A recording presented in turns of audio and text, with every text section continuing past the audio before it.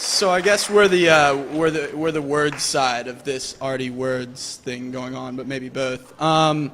So I had the good fortune to work with John Raymond for a little bit when he was an editor for Tin House for a while, and then John also started the magazine Plasm. It's an art magazine based out of here, out of Portland. He's also the author of The Half-Life, the novel, and then a book of stories, Livability, which just came out, and two of the stories were made into movies. He also authored a subdivision that was not made in Bend, Oregon. So, little known fact, he named all the streets and everything, the golf center, everything in there. So, happily it wasn't made, and he still got paid. So, yeah. So let's give a big hand for John Raymond.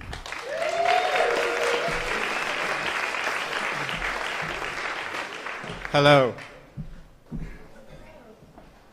It's great to be in Kenton, in downtown Kenton. This used to be the big kind of slaughterhouse area of Portland, if people didn't know that. The cows would come in on the from Eastern Oregon and get offloaded from the Columbia, and that street out there would just run red with blood, apparently. Okay, so yeah, thank you, thank you, Cheston. I'm going to, let's see, in honor of Zach's arrival tonight, I'm going to try and get us started on a kind of sexual note. It's going to be a sexual evening. I think it's going to end at the Dancing Bear. I'm going to read from a story called Young Bodies. And I'm going to read kind of the second half of it, so I'll catch you up a little bit. It's the story of a teenage girl who lives in Southeast Portland and works at the store Structure in Lloyd Center. And she's been stealing money from the till, and her manager has detected this. And so she has gone back to Structure on her day off trying to replace the money in the till. And through some serendipitous circumstances, she and her friend Brian have actually gotten trapped in Structure overnight. The grate has come down and they're locked in the place. And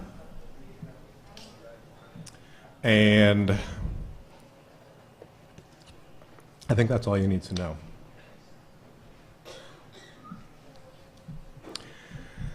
Brian was wandering among the racks of merchandise, whistling and sometimes sloppily throwing an item over his shoulder. Kendra, for her part, sat on the counter organizing her purse. If someone was resourceful enough, she thought, they could almost live at the mall and never pay rent.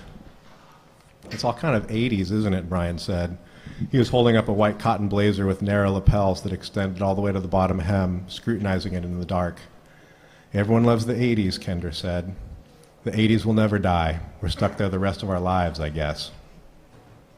Brian lifted a particularly garish shirt from one of the sale racks and held it up to the emergency lights. The collar was green and the sleeves were purple, the buttons white along a piping of blue. Wow, he said.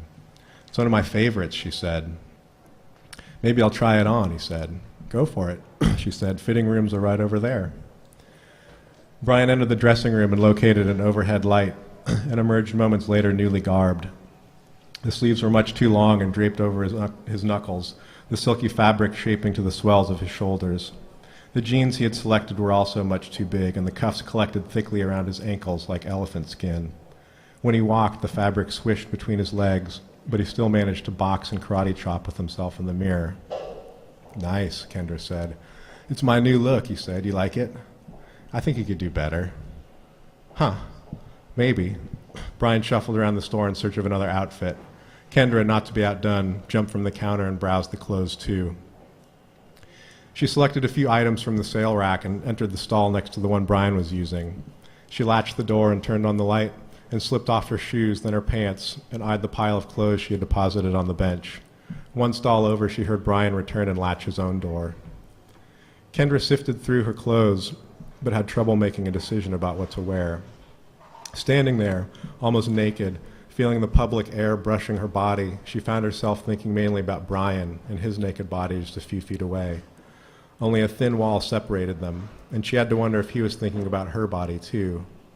Listening to his clothes fall on the floor, the zip and rustle and shifting of weight, seeing her own bare flesh in the mirror, her slim shoulder and clavicle, the bumps of her nipples and her beige bra, the possibility of something happening seemed not impossible. The belated recognition of their total privacy hit her hard, a near nausea of anticipation. "I've been needing a new look," Brian said over the wall. "This one might be it." "You already have a good look," she said. "I don't have a look." "Yeah, you do." "What's my look?" "I don't know, you have kind of a hunter look. You look like an outdoor guy. You know, the flannel shirts, the hiking boots." "That's funny, I'm not one. I've never hunted." "Here, put this on," she said, and tossed over a pale blue cardigan. Moments later, the two emerged from their respective stalls. Brian in 5 sweaters, leather gloves, long underwear, and plaid madras shorts from the sale rack. Kendra in a two-piece bathing suit under a down jacket with argyle socks. "Well," Brian said, preening. "Pretty good," she said. "What about me?" "I don't care about your look," he said. He proceeded to hog the mirror until Kendra pushed him away and took over the work of self-admiration. She turned in front of the mirror, tugging on the jacket, buttoning and unbuttoning the snaps, feeling his eyes on her. The air between them had become heavy with physical possibility. "My boobs are all right, aren't they?" she asked. Her own brazenness was almost amazing to her, and she willfully ignored the creeping premonition of humiliation coming over her skin. "Sure," he shrugged. "One of them's a little bigger than the other," she said, opening the jacket and cupping her breasts, "but they both have good shape." "Huh. This is my best feature, though," she said, lifting the jacket to show her butt. "You can touch it if you want." "That's cool," he said, and swallowed, looking away. Smiling effortfully, Kendra retreated to her stall. She had no idea what she was doing or where her flirtation might be going, but the exchange had left a definite charge between them, an awkwardness that Kendra both loathed and relished, and that she exacerbated through the next few changes of clothes. She continued to suit herself in skimpy leotards and scoop-neck T-shirts. Brian, meanwhile, became obsessed with pleats. The queasy tension dissipated a little when they finally heard Kevin shuffling down the hall. They've called Kevin, their friend, to bring them food. And a moment later, he appeared at the gate, trailing the scent of their Burger King order. "What the fuck?" Kevin said, leaning his enormous skateboard against the wall. He was a toad-like kid with curly hair squeezing from under a soiled baseball cap. "Nice pants, dude." "It's my new look," Brian said. "That's cool," Kevin said. "Hey, Kendra, how's it going?" Out of the backpack, he pulled 2 warm, grease-spotted bags and passed them through the bars. Kendra slipped him a 20. "Keep the change," she said. "Thanks," he said. "So what, am I supposed to guess what happened or something?" "It's kind of hard to explain," Brian said. "We got stuck," Kendra said. "I could come back with a blowtorch, dude," Kevin offered. "Or a team of horses. We could tie the bars to a team of horses, rip out the bars." "That always works," Brian said. "That's true." "I'm just saying," Kevin said. "Give me the word and I'll break you dudes out." "Cool," Brian said, scanning them all. "But hey, the security guard comes around pretty often, though. You should probably bounce." "Oh, one more thing," Kevin said. He looked both ways and reached into his coat pocket. "This'll keep you warm. I'm a fucking saint." He handed them a narrow glass bottle. "Mr. Jim Beam." "Wow," Brian said, cradling the sealed bottle. "You're awesome." The addition of whiskey to the adventure made everything a degree of magnitude better. Kevin gave them a salute. "Well, you kids have fun. I expect a full report in the morning. Don't do anything I wouldn't do." "Yo," Brian whispered hoarsely as Kevin shuffled back down the hall toward the movie theaters. "Don't tell everyone where we are, all right?" "I won't have to," Kevin said over his shoulder. "I'll just tell one person. Everyone will know after that." They took the Burger King bags to the back room and had a picnic in the dark, wearing their new clothes. With Kevin gone, the tension between them began to gather again, but now was tamped down to a simmer. They had lots of time, more than they knew what to do with. It was only 9:45. For a while, they talked about work and the degradation of their current jobs. From there, the conversation wandered to previous jobs, and then to their childhood dream jobs. Backup singer for Mariah Carey, professional boxer, respectively, until finally, organically, they came around to the subject of what their parents did for a living. Kendra knew Brian's father was a professional of some kind. She had once seen him from a distance, a hairier, lankier version of Brian, wearing a tweed coat with elbow patches over a brown turtleneck sweater, a getup that had almost made her laugh out loud. She asked Brian what he did in those clothes, and Brian told her he worked for the EPA.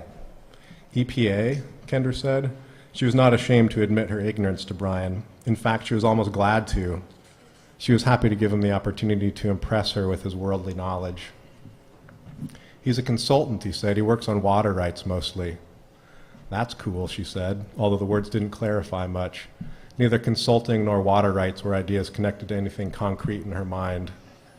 Kind of sucks, actually, Brian said. He says he's going to quit almost every day, but he sticks with it. He never thought he'd work for the government, but he thinks it's the only way to make a real difference. He's trying to change the system. You'd be amazed by the waste, though. Everything you've heard about state workers is true. The pride in Brian's voice came as a surprise to Kendra. He seemed to respect his father in a way she could not really comprehend. There was no tension, no struggle there. The goodness of the family had apparently traveled between generations like clean water downhill. The strife of her own household would probably boggle his mind. Just the week before, her own father had come home so drunk he'd pissed his pants and fallen asleep on the living room floor. The week before that, he had accidentally shocked himself and stabbed his hand while fixing the oven. Her mother was like a medieval troll, full of bizarre superstition and paranoia. For Kendra, her own resemblance to her parents was a source of constant shame and disgust. The fear that she actually belonged to them, that she would never escape the narrow parameters they had set, was among her worst. "What does your dad do?" Brian asked, much to her dismay. She had no one to blame but herself, though. She had led them down this road. "He drives a cab," she said. Among his various money-making schemes, this one was the easiest to explain. "Not many cabs around here," he said. They don't cruise the street so much. A lot of Russians drive cabs, though." Brian already knew the basic outline of her family history, her parents' emigration to the United States, their arduous road to citizenship, the gradual arrival of new relatives after Gorbachev, her own utter disinterest in the language and culture of her heritage. "Huh, he likes it all right?" "I wouldn't say he likes it, no, but it's regular." "He must see a lot," Brian said, searching for some way to make the job of cab driving a dignified, socially redeeming activity. The education of cab driving, the human interest, he was sweet to try. "He sees a lot of faggots and Mexicans," she said. "According to him, the whole world is faggots and Mexicans." "Huh. Could be worse," Kendra said. "I mean, my cousin sucks dicks for money. That's a shitty job." As long as she was on the topic of family, she figured she might as well go all the way. The dysfunction was usually amusing to people, and she gained social points recounting the details. Plus, almost unconsciously, she enjoyed bringing the conversation back to sex. "Wow," he said, as if he was shocked by the news. Or if he was shocked by the news, he did a good job of hiding it. "She says it's no big deal," Kendra said. $100 for 5 minutes' time, some water in her mouth." "That's what she said?" "That's what her sister told me." "That's a bummer," Brian said, shaking his head. "What's the bummer?" she asked. She sipped the whiskey and the burning warmth spread inside her chest. "I don't know. It's her body, you know. It's money." "Yeah, but would you do it?" "If I had to." Then, gauging his reaction, she altered course. "No, I'm kidding. I wouldn't." "So I guess you didn't get the money back into the register or anything," he said, politely changing the topic. "That sucks." "Yeah. So what are you going to do?" "I don't know." "You think you'll get fired?" "No idea." "You'd find something else." "Probably." "Hot dog on a stick? They're hiring." "Fuck you." "Popeye's chicken? No way." "Arby's? Fuck you. I'll be 18 next month anyway. I'll be fine." "How does being 18 solve anything?" "I'm starting a porn site." "A what?" "A porn site," she said. "As soon as I turn 18, it's legal. I can be my own boss, sell my own pictures." "Oh, Jesus." "What, you think it's a bad idea?" "I don't know. I mean, whatever. I don't care." Kendra smiled, taking another hit from the bottle. "I'm totally shitting you," she said. "I know a girl who's doing it, though. She's got a countdown going until her birthday. She gets massive hits. It's sick." "Who?" "I'm not telling you." "Someone at school?" "Maybe." "Your mom?" "Duh, yeah, my mom. My mom is 17. Brian reached for the bottle, the thought of Kendra's naked photographs on the web obviously turning at the forefront of his mind. Then Kendra took the whiskey back and sipped daintily, shifting her legs, giving him an easy avenue to lean toward her if he so chose. All the talk of exploitation was potentially a preamble to something. She was open to the idea herself. To her dismay, though, the moment was broken by Brian's cell phone. The old-fashioned rotary tone rang annoyingly. He fumbled in his pocket and inspected the number on the screen. He said, I have to take this. Hold on a second. He stood. Hi. Cradling the phone and staring at the floor, he walked into the other room, leaving Kendra with the remaining fries and whiskey. The call was probably from Jenny Shepard, she guessed, the slightly bloated, orange-hued rich girl from Wilson who Brian sometimes dated. Kendra didn't know her well, but she had her opinions. She imagined Jenny and Brian's time together as a fantasy of all-American youth culture. Nights of bowling, drag racing, banana splits. Kendra, for her part, failed to see the allure. From the other room, Brian's voice floated in and out of audibility. No way. Really? Yeah, I know where that is. He began in a soothing tone, conciliatory, and gradually, to Kendra's pleasure, his voice became gruffer. The conversation rapidly devolved to a series of barks, sighs, and exasperated questions. The whole thing took almost 20 minutes, and he came back into the room looking slightly drawn. Sorry about that, he said, pocketing the phone. That was Jenny. She says hi. Hi back, Kendra said, although she knew no greeting had occurred. She and Jenny were not friends, nor would they ever be. Kendra dragged some cold fries through the remaining ketchup. The fire alarm glowed weakly in the upper corner of the room. Brian sat down and sipped from the bottle. For whatever reason, the magnetism between them had dimmed. They tossed the Burger King wrappers and wandered back into the showroom, searching for some new activity. Brian made a few phone calls. Kendra left a few messages herself. They met up again at the register and recounted what they had learned about the outside world. Kendra had no news to report. Brian had much. The party at Chris's was a bust, he said. The cops had already come twice. The party at the park, however, was well underway, with 4 kegs tapped. It didn't matter, though. They would miss all of it. I wouldn't have gone anyway, Kendra said. Brian stared at the iron gate. His mood had dipped since the call from Jenny and the word from the world outside. The novelty of the situation was at last coming to an end, and he seemed to be counting the seconds of precious, privileged time he was wasting. Sorry this is such a bummer for you, Kendra said. Brian didn't answer. He just slumped on the counter, laying his head on his elbows. What's the matter, Kendra prodded. Nothing, Brian said. Come on, what? Really, nothing. He paused for a while, and the immense silence of the mall pressed in from the main hallway. This place is just so fucking lame, he finally said. You're just noticing, Kendra said. You know what I mean, he said. Kendra shrugged, making eye contact with the mannequin. I'm not sure I do. It's just a fucking facade, he said. He gestured generally to the darkened mall. This whole society, man, it's based on crap. Fucking Limited, fucking Old Navy. We're supposed to pretend it's all so fucking great. It sucks. Brian was more drunk than Kendra had realized, it seemed. Judging from his muddled speech and boneless posture, he might even be very drunk. Kendra wondered if she herself was that drunk, too. She tested her lips and found they were slightly numb, which meant that most likely, yes, she was that drunk. She sat on a stool with her arms folded and listened as Brian proceeded to hold forth on all the vices of American culture as he saw them. American consumerism, American piggishness, the moral injustice of the throwaway society. He hated the mall and all it stood for. He hated television and he hated the internal combustion engine. Most of all, he hated George Bush. He hated him more than anyone alive. The hole Bush had dug for the world would take generations to get out of. The environment alone. Midway through the diatribe, Kendra stopped paying attention. She didn't care so much for Brian's political opinions. Listening to him, she heard mainly his gentle, wishful parents talking. The innocence was unbearable. What did they want, she wondered. What was the point in complaining? They'd never change anything.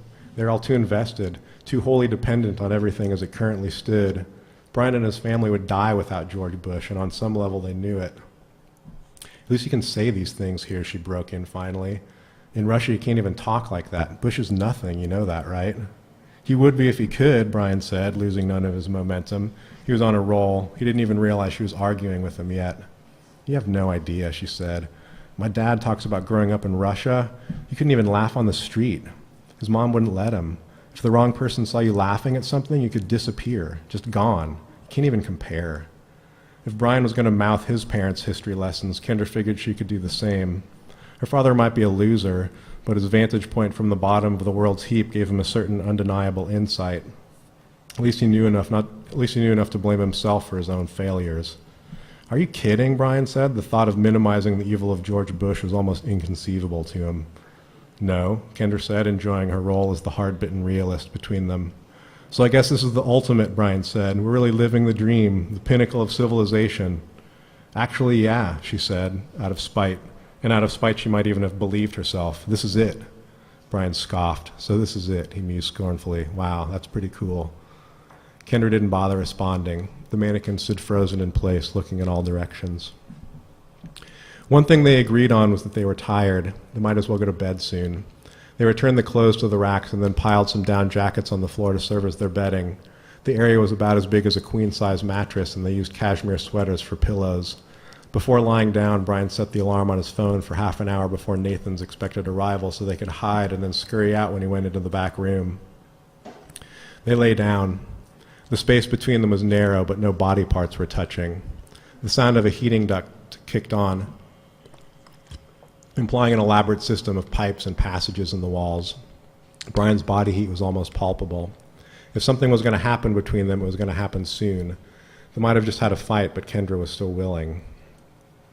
She waited a long time for Brian to make some kind of move, some re-angling of his body, some mere brushing of her skin, but he remained still. His harsh eyebrows were relaxed, his breath tranquil. She tried to remember the movement of their argument and whether she had perhaps thrown him off track with her antagonism, but the specifics were already getting hazy. Maybe he was waiting for some kind of signal on her part, some sign of forgiveness. Maybe it was her responsibility to get things started.